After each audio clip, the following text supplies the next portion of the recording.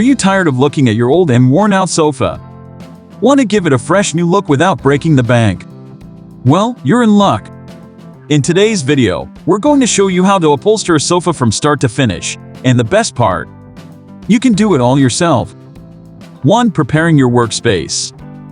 The first step is to create a clean and organized workspace. Clear the area around your sofa and lay down a drop cloth to catch any debris. Gather all the necessary tools and materials before we begin. 2. Removing the old upholstery. Now, it's time to say goodbye to that old fabric.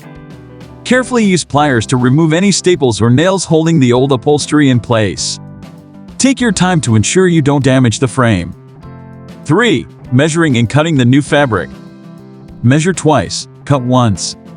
Use some measuring tape to determine the dimensions of your sofa's different sections.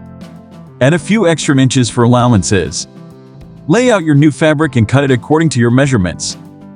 4. Attaching the new fabric.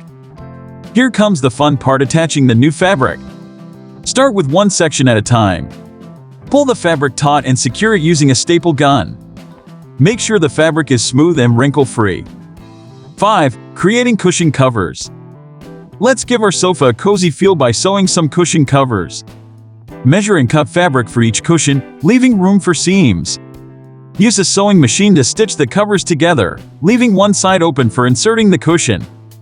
6. Reassembling the sofa. We're in the home stretch now. Place the cushions back on the sofa and secure them in place.